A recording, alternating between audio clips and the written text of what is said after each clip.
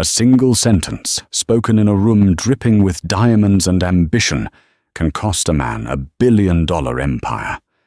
It wasn't a stock market crash or a failed merger that brought Nathaniel Caldwell to his knees. It was a toast. A cruel, casual toast he made in front of his mistress, aimed directly at the woman who had built everything he had, his billionaire wife, Genevieve Beaumont. He thought it was a power move, a joke among friends. He didn't realize it was a declaration of war. And in a war against Genevieve, there is only ever one winner. The Beaumont-Caldwell union was to the outside world the pinnacle of New York high society. It was a merger of old-world charm and new-world power.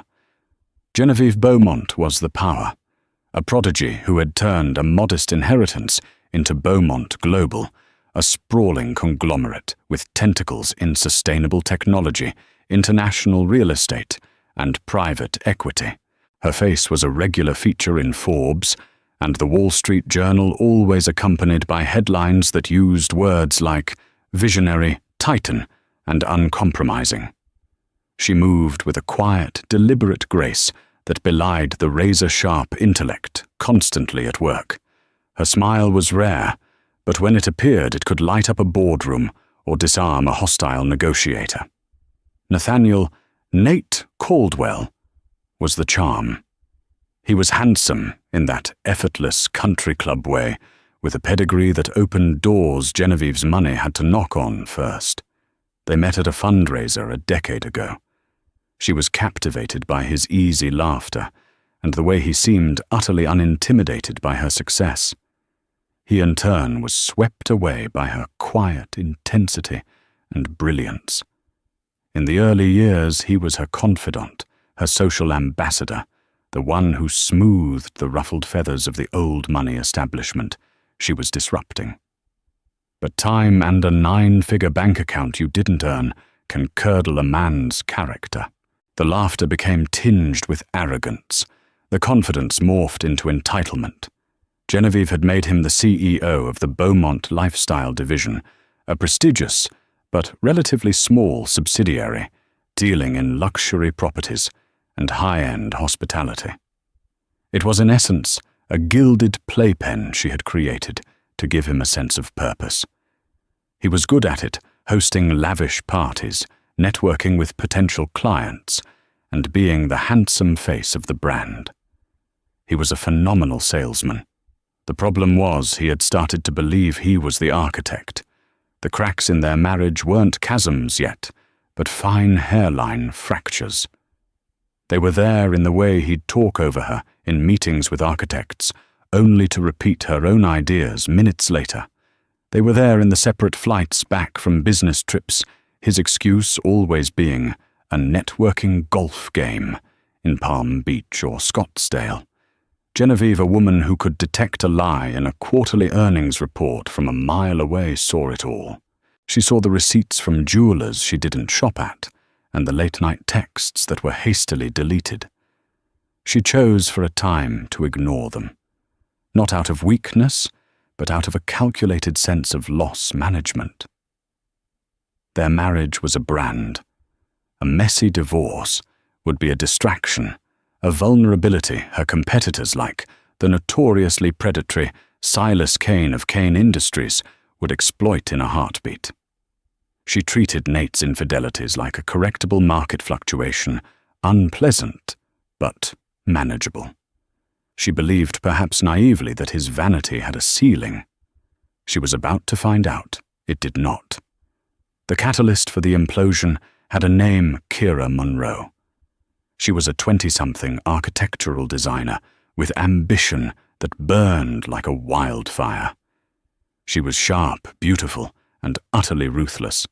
She attached herself to Nate at an art gallery opening, flattering his ego and making him feel like the titan he pretended to be, not the well-compensated figurehead he was.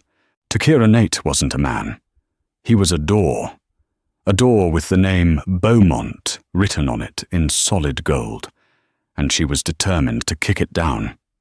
Nate was intoxicated by her. She was everything his life with Genevieve wasn't. Where Genevieve was strategy, Kira was spontaneity. Where Genevieve demanded substance, Kira celebrated style. He began bringing her to business lunches, introducing her as his protégé. The old guard in the company saw her for what she was and kept their distance. But Nate, blinded by his own reflection in her admiring eyes, saw only validation. He was about to make the gravest miscalculation of his life, confusing his wife's strategic patience for weakness. The launch party for the Elysian Towers Dubai was the crown jewel of the Beaumont Lifestyle division. It was Nate's magnum opus, a project he had overseen from the initial designs. In reality, Genevieve's core team had structured the financing, negotiated the land deals with the Emirati government, and handled the complex logistics. Nate's primary role was to approve the marble finishes and host this very party. The event was held at the Celeste, a new hyper-exclusive club overlooking Central Park. The air was thick with the scent of money, perfume, and ambition. Tech billionaires mingled with real estate moguls, and European aristocrats chatted with Broadway producers. Genevieve was in her element, moving through the crowd with practiced ease, her silver gown shimmering under the soft lights. She was closing a quiet side deal with a Japanese investor, her conversation a low, precise murmur. Nate, meanwhile, was holding court at the main bar, a glass of vintage Macallan in his hand. Kira Munro was practically fused to his side, her red dress a slash of scarlet against his tailored tuxedo. He was louder than usual, his laughter booming across the room. He felt untouchable, the king of his castle, forgetting who had built the fortress and signed the deed. The speeches began. The project director gave a polished presentation. The lead architect spoke about vision. Then it was Nate's turn. He swaggered to the small stage, basking in the applause.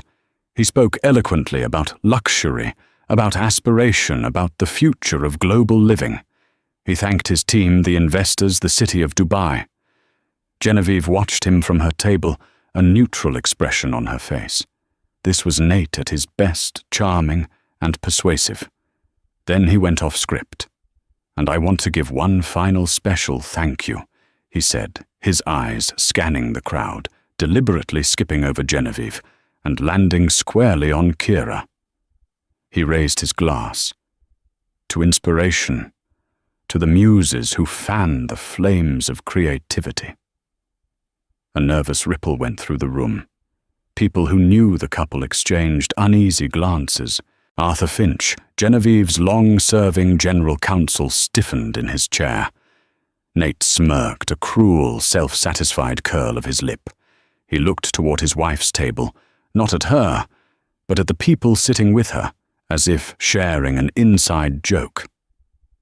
They say behind every great man is a great woman, but sometimes the real genius is in knowing when to upgrade the foundation you're building on. He winked, a gesture of colossal stupidity, directly at Kira, who preened under the attention. He then raised his glass higher. "To my wife, Genevieve," he said, the words dripping with condescending patronage, "for providing the capital, the initial sturdy and, let's be honest, somewhat boring foundation. And to Kira," he said, turning his body fully toward his mistress, his voice now filled with a syrupy warmth, "for providing the architectural vision and the passion that truly brought this project to life, to the foundation and to the skyscraper." The silence was deafening. It was a solid physical thing, pressing down on the 200 obscenely wealthy people in the room. It wasn't just an affair being aired out. It was a public declaration of disrespect, so profound it was breathtaking. He hadn't just acknowledged his mistress. He had belittled his wife's entire contribution to her own company, reducing her to a walking bank account. He had mocked the very woman who owned the air he was breathing. Every eye in the room swiveled to Genevieve. They expected tears, a shouted retort, a storm of fury. They got nothing. Genevieve Beaumont sat perfectly still. She didn't flinch. She didn't gasp.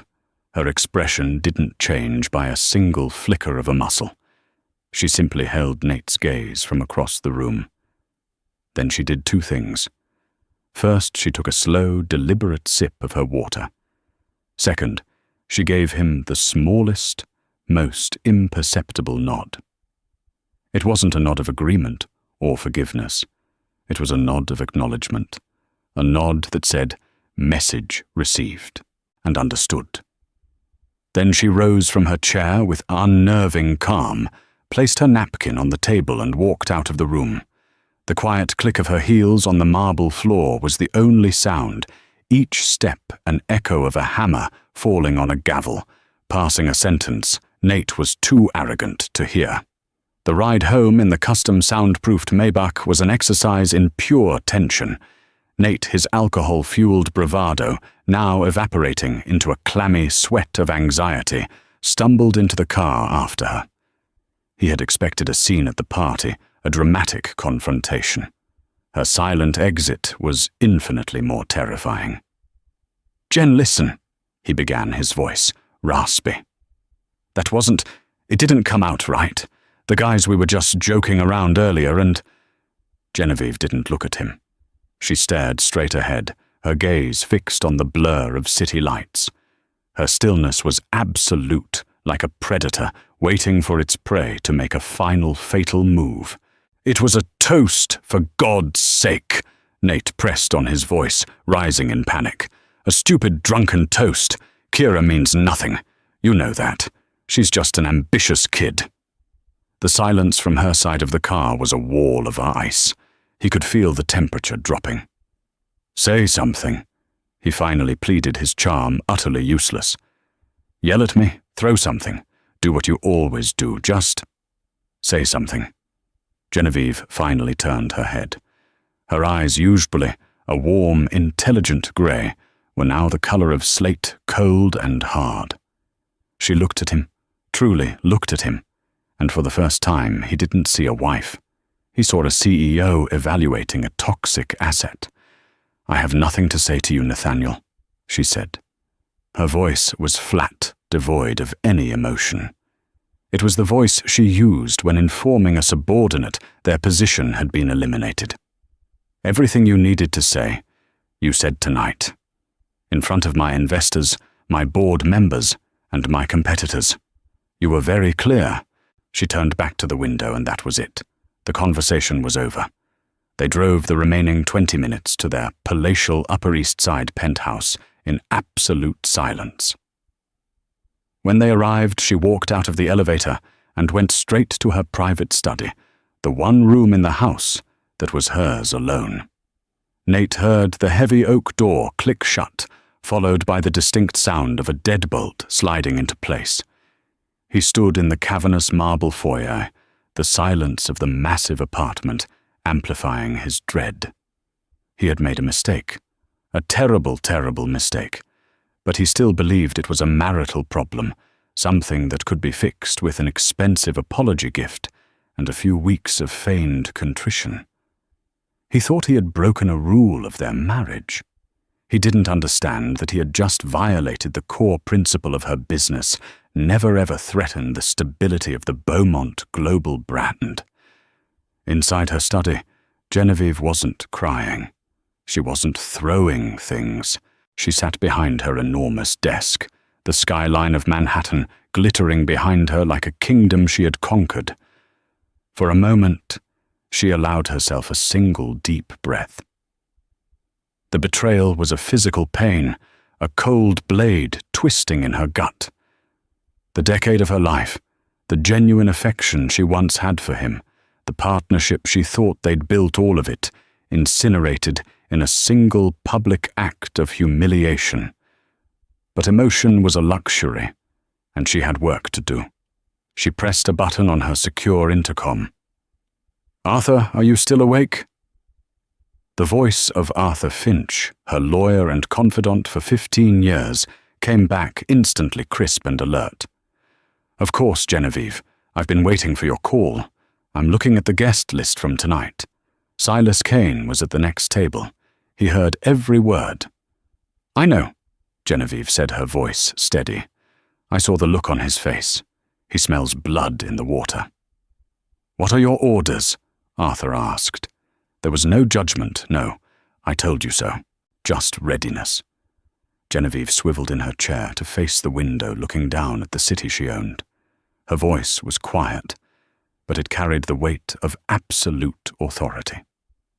Arthur, she said, I want you to activate Clause 17B in my marital agreement with Nathaniel, the gross misconduct and public brand disparagement clause. And I want you to draw up the paperwork to invoke the key person provision in the Charter for the Lifestyle Division. Effective immediately, I am relieving him of all duties and responsibilities. Change the security codes at the office. Revoke his access to all company accounts, servers, and properties. There was a brief pause on the other end. All of them, Arthur confirmed. The corporate cards, the jet the Aspen house, liquidate his professional existence. Arthur, Genevieve commanded her voice, dropping to an icy whisper. I want him to wake up next Monday and discover that the only thing he owns is the suit on his back and the watch on his wrist. Everything else belongs to the company. To my company. Consider it done, Arthur said. I'll have the preliminary notices drafted by sunrise. Good, Genevieve replied. She ended the call and stood up, walking to the vast window. She looked down at the streams of headlights, a complex network of individual journeys, all moving according to a set of rules. For 10 years, she had allowed Nate to ride in her lane, to draft in her wake. He had forgotten he was a passenger, not the driver. Now the driver was taking the next exit, and she was leaving him, stranded on the side of the highway. The storm wasn't coming. The storm had already arrived. The week that followed was a masterclass in silent corporate warfare, orchestrated by a woman who had forgotten more about strategy than Nate Caldwell had ever known. While Nate spent the weekend nursing a hangover and composing pathetic rambling apology texts that went unanswered, Genevieve and her inner circle were moving with the swift, brutal efficiency of a special operations team. Her study, which Nate had always mockingly called the throne room, became a war room. Arthur Finch, a man whose loyalty to Genevieve was absolute, was a permanent fixture. He arrived Saturday morning with 2 junior associates and a mountain of files, his face grim and determined. The marital agreement is ironclad, Genevieve, he explained, spreading documents across the polished mahogany desk. Clause 17B is unambiguous. Any action, public or private, by either party that brings the Beaumont Global brand or its principal officer into disrepute or public ridicule constitutes a material breach. His speech tonight was a textbook violation. It gives you full authority to financially separate his personal holdings from the corporate assets he was managing. He thinks his shares are his... Genevieve said, her voice clinical, as she scanned a document. They are performance-based shares held in a corporate trust that you control, Arthur corrected. His performance has just been terminated. With cause. He has no voting rights and no claim to them upon termination for breach. Nate had never read the fine print. He had been too busy enjoying the perks. The plan was multi-pronged, designed not just to remove him, but to erase him from the corporate structure, so completely it would be as if he were never there. Phase 1. The severance. This was the legal and financial decapitation. Arthur's team worked through the weekend. On Monday morning, at precisely 9:01 a.m., a volley of emails was unleashed. The first went to the board of directors of Beaumont Global, officially notifying them that Nathaniel Caldwell's contract as CEO of the Lifestyle Division was terminated effective immediately pending a formal review. The notice, drafted by Genevieve herself, cited a fundamental misalignment of strategic values and a breach of his fiduciary duties. The second went to the heads of finance and IT. It was a simple direct order: revoke all access. Corporate credit cards, including his cherished Black Amex, were cancelled. His company email account calendar and server access were deactivated. His keycard for the Beaumont Tower was disabled. The third went to the teams managing corporate assets. The pilots of the company's Gulfstream GX50 were instructed that Nathaniel Caldwell was no longer an authorized passenger. The staff at the company-owned properties in Aspen, St. Bart's, and Lake Como were informed of the same. Phase 2. The containment. Genevieve knew that a move this sudden would create ripples. She needed to control the narrative before Nate could spin his own version of events. She personally called 3 of the most powerful members of her board, giving them a brief, sanitized version of the incident, framing it as the culmination of a long period of professional recklessness on Nate's part. She presented it not as a personal betrayal, but as a necessary business decision to protect shareholder value. They being shrewd. Business people who respected her far more than her husband offered their unwavering support. She then had her head of communications, a sharp woman named Alani, draft an internal memo. It was a masterpiece of corporate doublespeak, announcing a bold new strategic realignment for the lifestyle division. It mentioned streamlining leadership and leveraging synergies with the core brand. Nate's name was conspicuously absent. He wasn't fired. He was simply edited out of the future. Phase 3. The coup de grace. This was the most brutal part of the plan, and the one that showed the depths of Genevieve's strategic mind. The Elysian Towers Dubai project was Nate's baby. His name was all over it.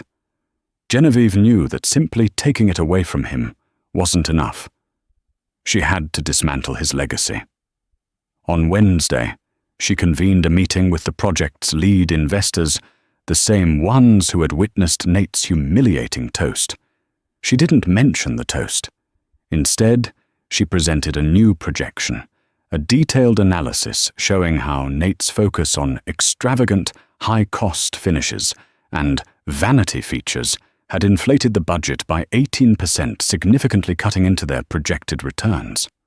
Nathaniel's vision was ambitious, she said calmly, but my primary duty is to you, our partners. Beaumont Global is and always will be ROI-driven. I have commissioned a new architectural review to optimize the project for profitability and long-term value. Then came the masterstroke.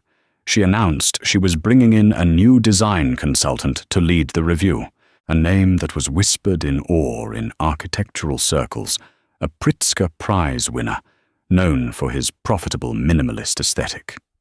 It was a move so decisive, so powerfully forward-thinking, that it made Nate's leadership look amateurish and self-indulgent by comparison. The investors were practically giddy. And what about Kira Monroe, the architectural vision from Nate's toast? Genevieve dealt with her through a single, devastatingly effective channel. She had Arthur Finch send a cease and desist letter to the small firm Kira worked for. It noted that Ms. Monroe had been present at confidential project meetings without a non-disclosure agreement in place, and that any attempt to claim credit for or publicly associate with the Elysian Towers project would be met with swift legal action for intellectual property infringement. Kira's firm terrified of getting into a legal war with Beaumont. Global immediately put her on leave and took her name off their website. Her door hadn't just been slammed shut, it had been bricked over. By the end of the week, Genevieve had surgically excised Nate from every facet of the empire she had built. His professional identity, his perks, his projects, his future, all of it had been repossessed. He just didn't know it yet. He was still living in their penthouse, leaving contrite voicemails and planning how he would win her back, completely oblivious to the fact that he was already a ghost in the machine. Nate Caldwell woke up on Monday morning, exactly 1 week after the party, feeling a sliver of optimism. Genevieve had been silent for 7 days, but she hadn't kicked him out of the house. He took this as a sign that her anger was cooling. He believed he was still in the penalty box of a marital spat, not realizing he'd been ejected from the entire sport. He put on one of his favorite bespoke suits, ready to go to the office and begin his campaign of apology and reconciliation.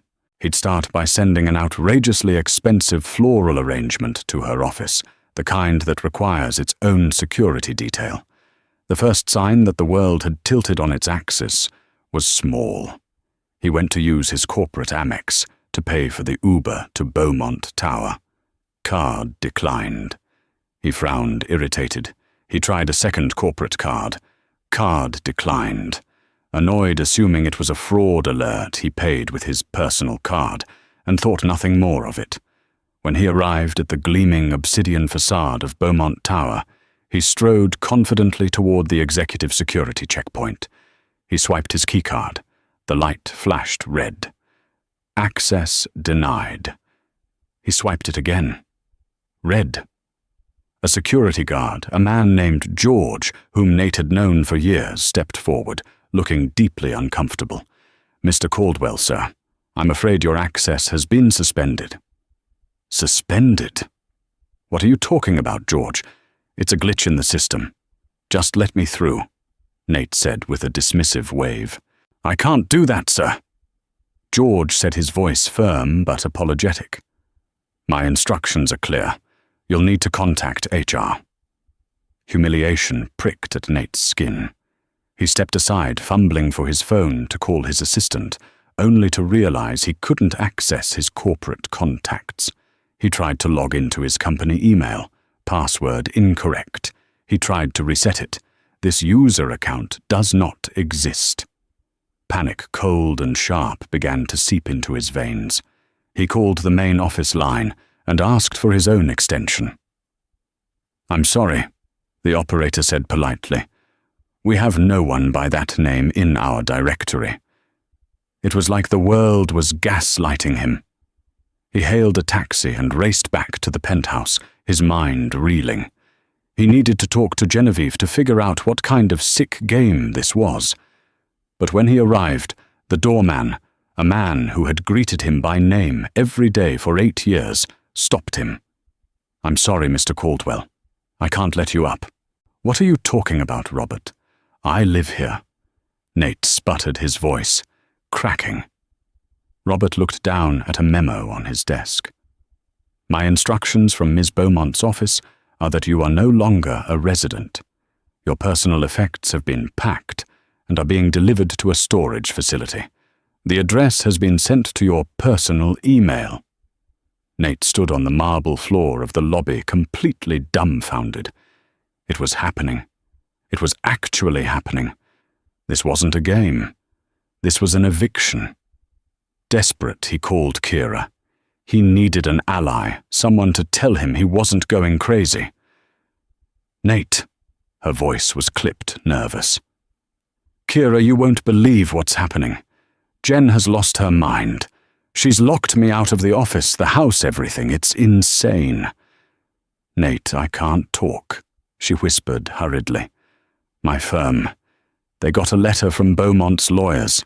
They're threatening to sue me if I even mention the Dubai project. I'm on leave. They might fire me. What, she's coming after you too? This is a vendetta," he yelled into the phone. "This is your mess, Nate." Kira hissed, her voice, shedding its usual layer of seductive charm to reveal the raw, panicked ambition beneath. "You were supposed to be a partner, a player. You're just her glorified husband. You poked the dragon, and now you're surprised you got burned. Don't call me again. I have my own career to save." The line went dead. Nate stood on the sidewalk of Park Avenue, the city's frantic energy swirling around him. In the space of an hour, he had lost his job, his home, his access, his mistress, and his identity. He looked up at the penthouse, a glass palace in the sky, where Genevieve was at that very moment likely signing the documents that were systematically erasing him from existence. He had thought the toast was a power play. He finally understood that it was suicide, and Genevieve Beaumont wasn't the type to stop a man from destroying himself. She was the type to hand him a more efficient weapon. If Nate thought his Monday was bad, the rest of the week was designed to teach him the true meaning of the word pariah. Genevieve's strategy was not just to defeat him, but to annihilate his reputation so thoroughly that he would have no ground upon which to rebuild. The first public shot was fired on Tuesday in the pages of the Wall Street Journal. Genevieve had granted a rare, exclusive interview to their top business columnist. The article, titled "Beaumont's New Vision: Profitability Over Prestige," was a surgical strike. In it, Genevieve spoke passionately about her company's future, about sustainable growth and fiscal responsibility. When asked about the leadership changes in the lifestyle division, her answer was chilling in its corporate politeness. "We've undergone a strategic realignment," she said, her photo accompanying the article, showing her looking poised and powerful. The previous leadership fostered a culture of extravagance that, while glamorous, was not aligned with the core fiscal discipline of Beaumont Global. "We are builders, not party planners. Our investors expect returns, not headlines in society pages." She had, without ever mentioning his name, publicly branded him an incompetent, spendthrift playboy. She reduced his entire tenure to a flight of fancy that the serious-minded CEO had now corrected. The article was a signal to the entire business community. Nate Caldwell was out. More than that, he was a liability. The phones of the people Nate considered his friends and allies began to go straight to voicemail. Invitations to golf games were rescinded with flimsy excuses. The chairman of a charity board on which Nate sat called him personally.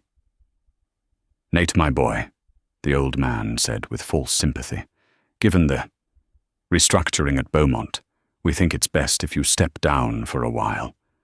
To avoid any conflicts, you understand." He was being politely excommunicated from the world he had worked so hard to belong to. The ultimate humiliation, however, was reserved for the Elysian Towers project. Nate learned through a scathing industry blog post that Genevieve had sold a 40% stake in the project, the very stake he had been trying for months to secure funding for to their most hated rival, Silas Kane.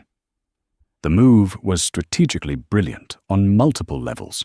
It immediately injected a massive amount of capital into the project, silencing any rumors of instability.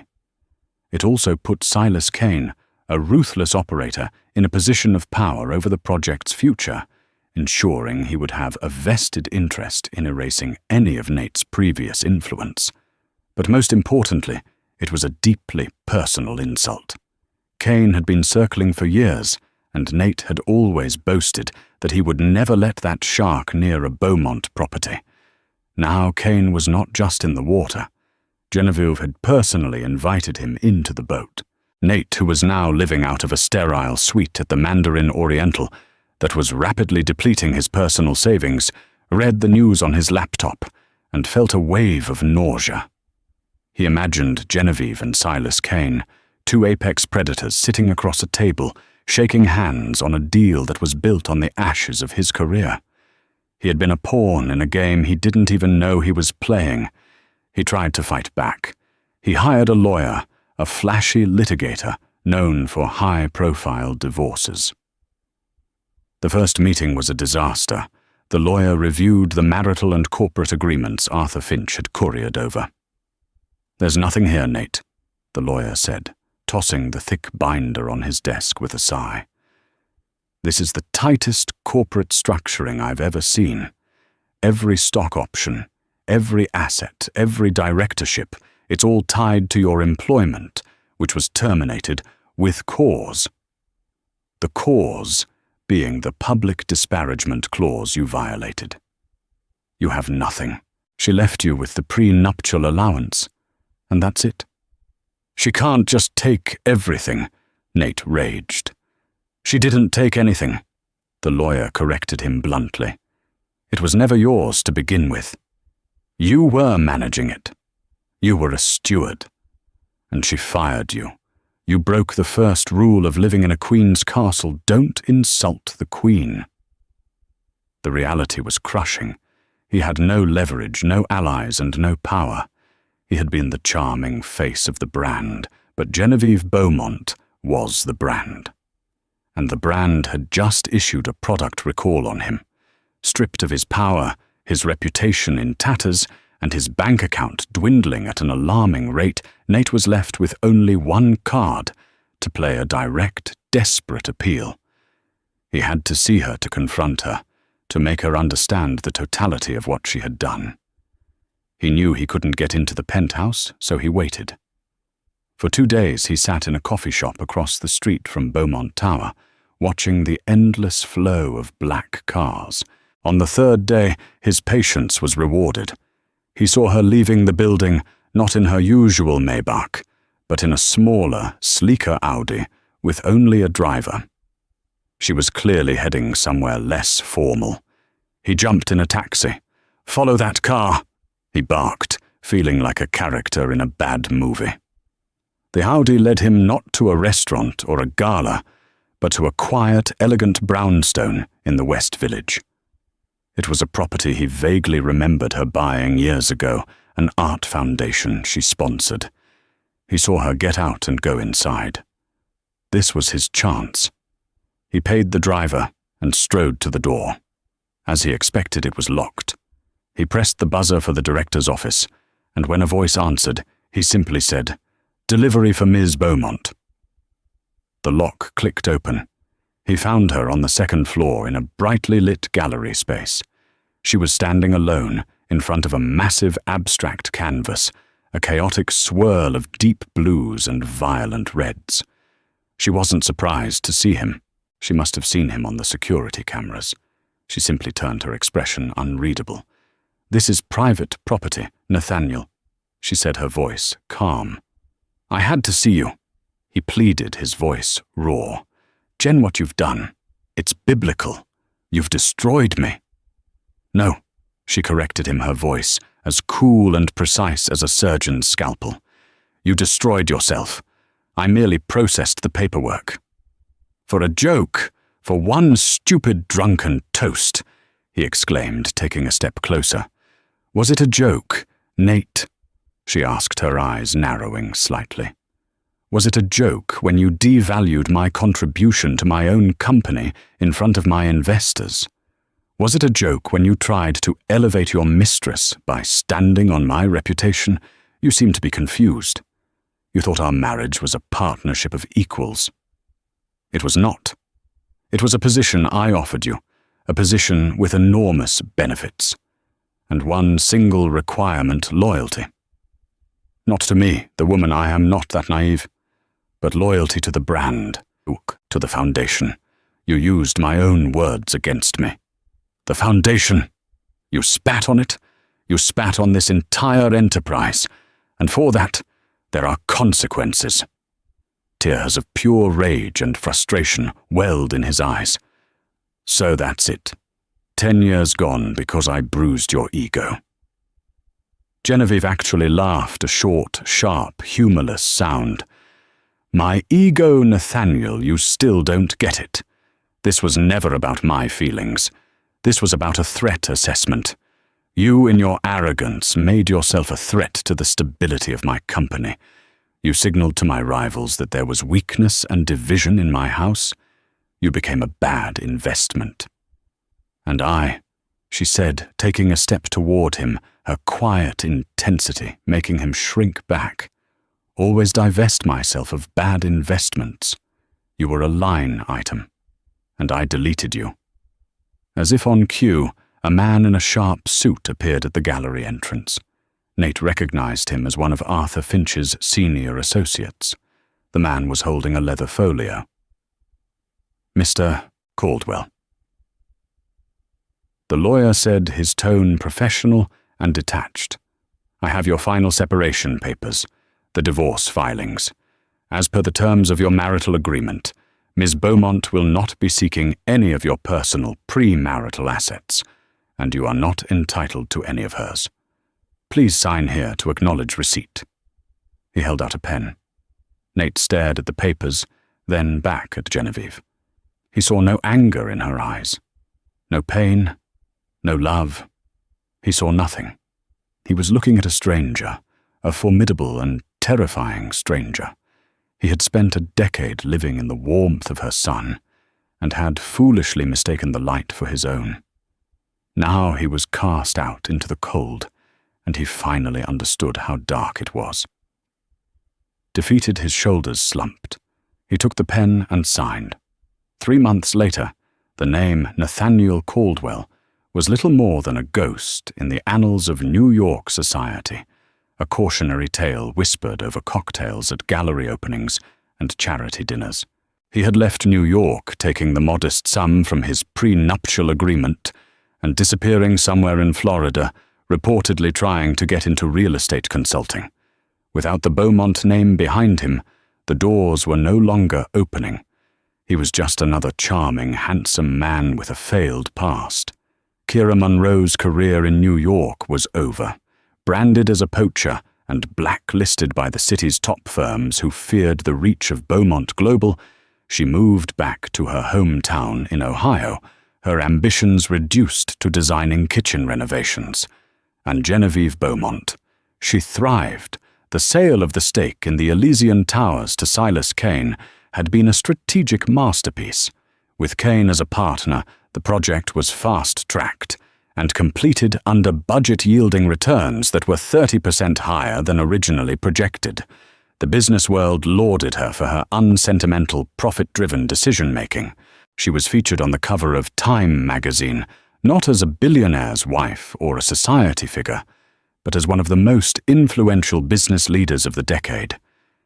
The article celebrated her for redefining corporate leadership, praising her decisive action in restructuring her company. Her public humiliation of her husband wasn't framed as a personal revenge. It was lauded as an exemplary case study in decisive corporate governance. She had turned the ashes of her marriage into the foundation of her legacy. One crisp autumn evening, Genevieve was in her study, the one Nate had called the throne room. She was reviewing plans for a new philanthropic initiative, a foundation dedicated to funding female entrepreneurs in the tech sector. Arthur Finch was with her finalizing the legal charter. "The board has approved the initial $50 million endowment," Arthur said, placing a folder on her desk. "It's a strong start." "Make it 100 million, Genevieve said without looking up from the plans. "And I want a mentorship program. I want these women to have access to real-world strategic advice, not just capital." "Of course," Arthur said. He paused for a moment. "Are you all right, Genevieve?" She finally looked up, a faint, genuine smile gracing her lips. It was the first one he had seen in months. She looked out at the glittering expanse of Manhattan, the city lights like scattered diamonds. "I'm better than all right, Arthur," she said, her voice filled with a newfound lightness. "I'm undiluted. For years I was carrying a weight I mistook for a partner. I thought managing his ego was part of the price of success. I was wrong." She turned back to him, her grey eyes clear and focused. "The price of success isn't managing the weaknesses of others.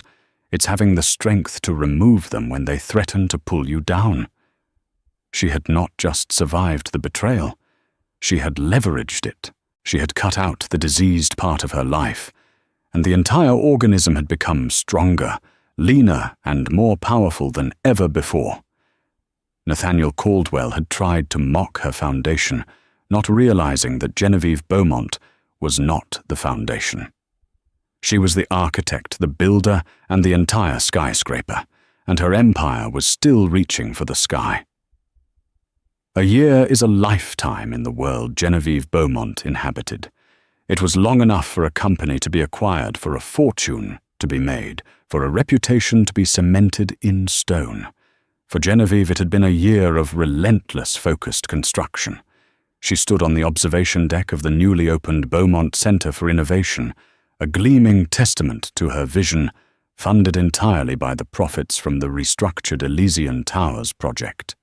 Below her, the city sprawled a map of her own making.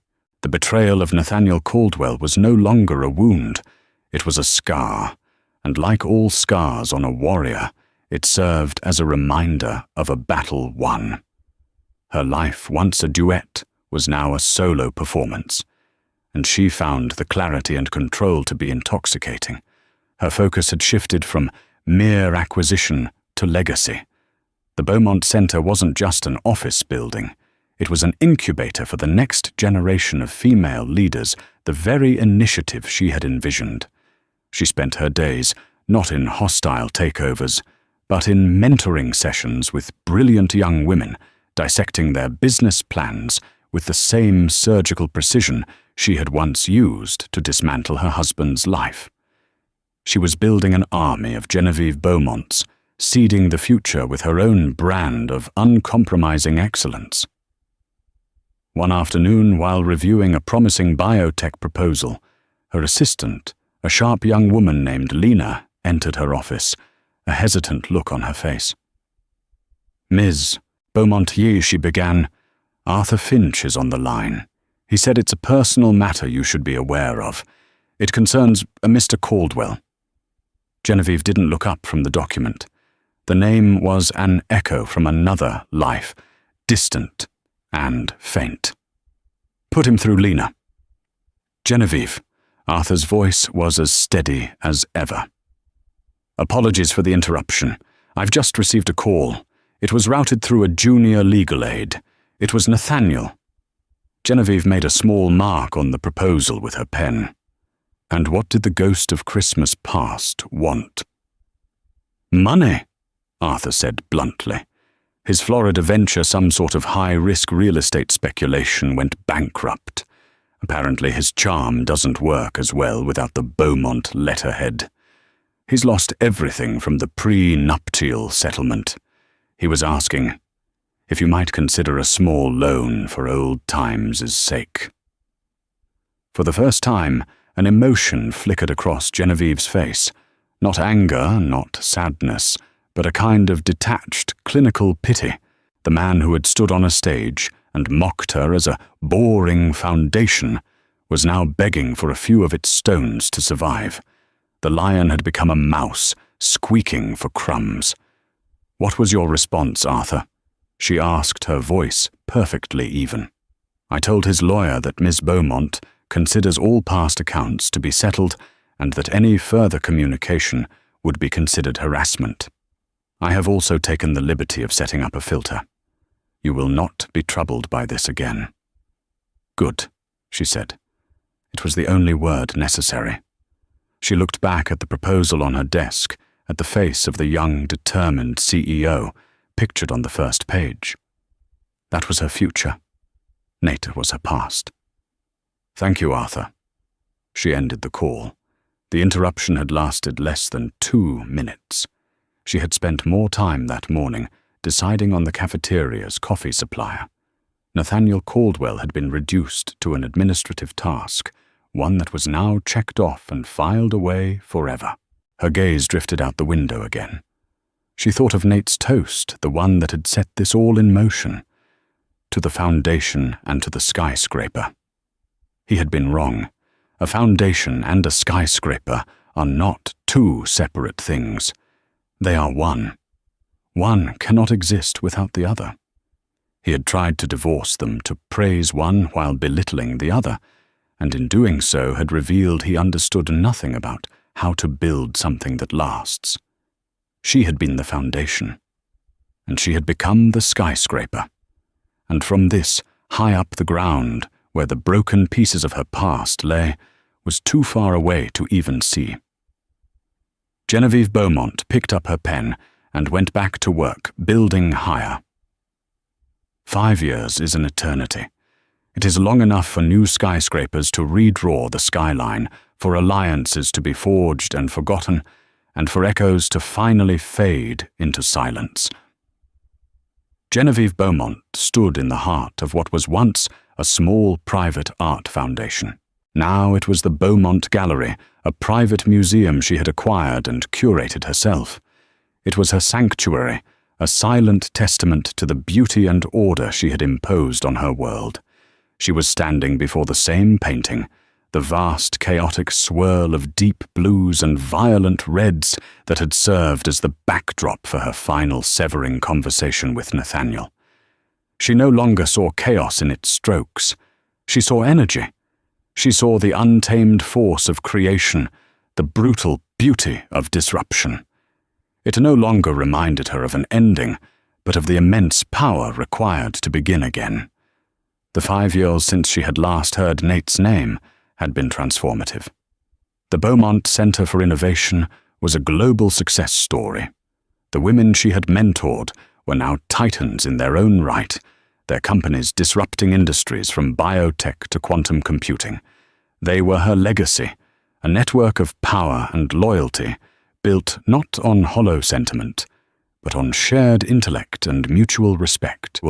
Her empire was no longer just a financial entity, it was a dynasty of thought. Arthur Finch, his hair now more silver than black, but his eyes as sharp as ever, walked quietly to her side. He wasn't just her lawyer anymore. He was the chairman of her philanthropic trust and her closest confidant. Theirs was a partnership forged in the crucible of 1,000 battles, a seamless trust that required few words. The board approved the expansion into the Asian market, he said, softly standing beside her. The first class of the Singapore incubator starts next month. Excellent, Genevieve replied, her eyes still on the canvas. Ensure the selection criteria are rigorous. I want builders, not dreamers. They stood in comfortable silence for a moment. Arthur glanced from the painting to her face, a knowing look in his eyes. It's been a long time, he said, his meaning clear. Time is a business asset, Arthur. She responded, a hint of a smile playing on her lips. You invest it, you leverage it, or you lose it. I chose to invest. And the return, he asked.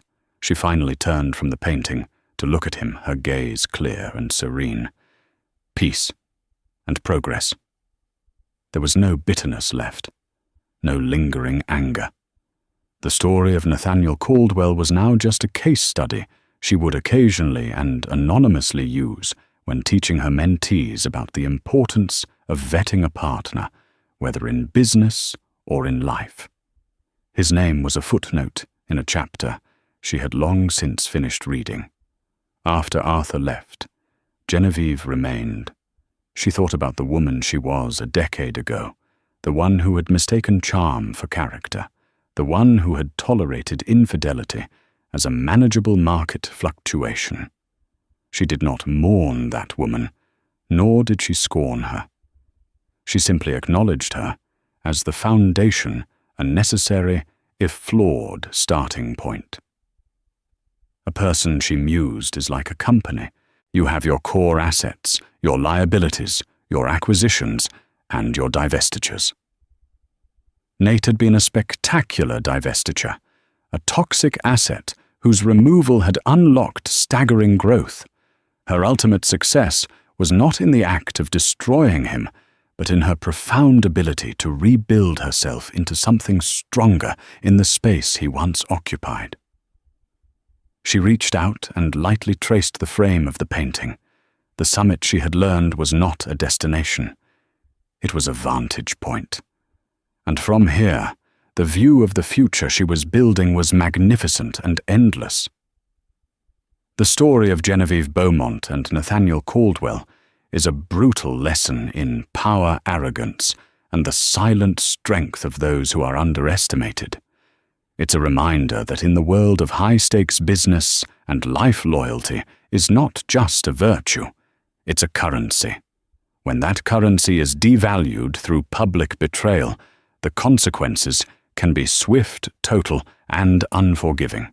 Genevieve didn't just get revenge, She performed a corporate amputation, saving the empire by cutting away the limb that threatened to infect it. She proved that the most powerful move isn't always the loudest one in the room, but the one that is planned in silence and executed with absolute precision.